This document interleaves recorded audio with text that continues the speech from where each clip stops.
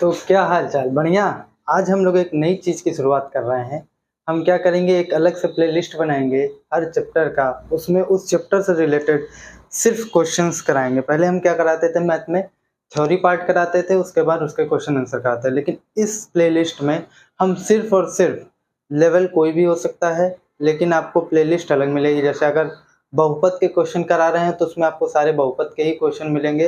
अब वो स्टैंडर्ड 6 का भी हो सकता है, 7 का भी हो सकता है, 8 का भी हो सकता है, 9 का भी हो सकता है, 10 और BSc first year second year का भी हो सकता है। इसी तरीके से आल्दो वो कंपटीशन का भी हो सकता है। देखिए, इसी तरीके से हम कोई भी प्लेलिस्ट बनाएंगे तो उससे रिलेटेड क्वेश्चन, सिर्फ और सिर्फ क्वेश्चन हम लोग उसमें करेंगे। तो आइए हम लोग इसका आज श्री गणेश करते हैं। तो सबसे पहला क्वेश्चन आज हमने लिया है और इस वीडियो में सिर्फ हम इसी क्वेश्चन के बारे में चर्चा करेंगे, ठीक है। ये बहुविकल्पी प्रश्न है हमारे पास 3, उनको हम लोग देखेंगे। देखिए, निम्नलिखित में बहुपद नहीं है, आपको बताना है कि इसमें से कौन से बहुपद नहीं है। तो सबसे पहले बहुपद का मतलब समझते हैं कि बहुपद होता क्या है, ठीक है। तो सॉल्यूशन देखिए, फिर उसके बाद हम लोग टिक भी लगाएंगे इस पे। तो सबसे पहले आप जानते हैं बहुपद में ऐसा आपको व्यंजक लेना होता है, ऐसा आपको व्यंजक लेना होता है जिसमें चर x की घात, जिसमें चर x की घात जो होती है वो एक पूर्ण संख्या होती है।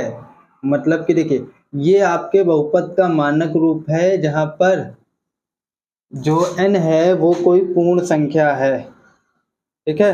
अब सुनिए, मतलब x की जो भी आपको इसमें देखना है, x की घात, क्या देखना है, घात देखना है। अगर वो एक पूर्ण संख्या है, पूर्ण संख्या क्या होती है, पूर्ण संख्या 0 1 2 3, x की घात इनमें से कोई के रूप का होगा तो आप कहेंगे वो बहुपद है। सारे उस बहुपद, उस व्यंजक में सारे x की घात या तो 0 हो सकती है, या 1 हो सकती है, या 2 हो सकती है, या 3 हो सकती है।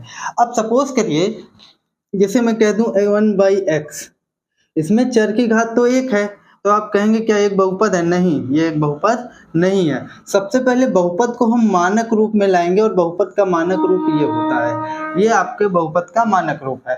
तो जब तक आप इसको ऊपर नहीं लाएंगे तब तक आप इसको बहुपद है कि नहीं ये नहीं बताएंगे। तो जैसे ही आप ऊपर लाएंगे तो पावर किसमें हो जाएगी, -1।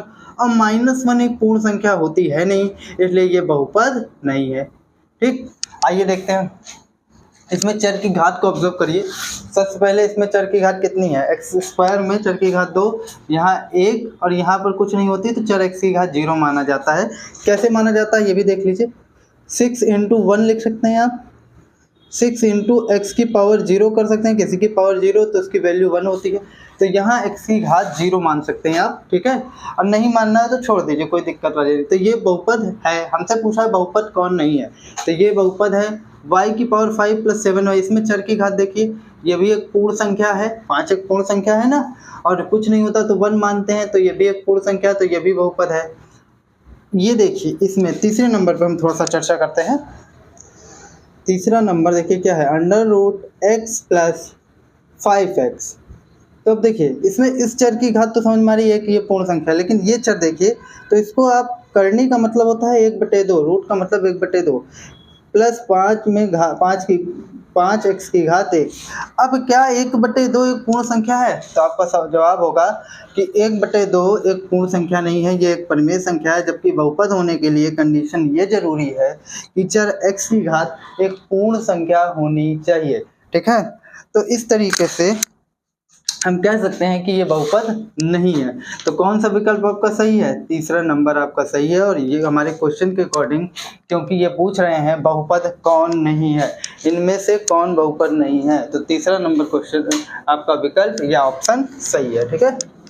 अब देखिए, बात करते हैं सेकेंड नंबर क्वेश्चन की। तो सेकंड नंबर क्वेश्चन कह रहा है बहुपद इतने x³ + 1 + x² - x⁵ + x का आरोही क्रम है। आरोही क्रम मतलब होता है कि देखिए, आरोही मतलब होता है बढ़ते क्रम, सबसे छोटा फिर उससे बड़ा, फिर उससे बड़ा, फिर उससे बड़ा, फिर उससे, पहले सबसे छोटा लेंगे। तो सबसे छोटा, तो बहुपद की केस में जब हम लोग करते हैं तो सबसे छोटा हम लोग घातों के हिसाब से देखते हैं। किसके हिसाब से देखते हैं? घात के हिसाब से। तो हम बताए थे अगर कोई नंबर है उसकी घात कुछ नहीं है तो 0 मान सकते हैं। तो सबसे छोटा तो ये है, तो सबसे पहले 1, फिर उससे बड़ा, आरोही क्रम मतलब बढ़ते क्रम में एक्स स्क्वायर, ठीक है। यहाँ पर भी फिर आप पहले एक्स आना चाहिए ना, क्योंकि एक 0 घात मतलब 1 को आप क्या लिख सकते हैं? 1x की पावर 0, या तो ऐसा भी कह सकते हैं बिना घात वाला। तो 1 आया यहाँ, तो इन्होंने ठीक किया।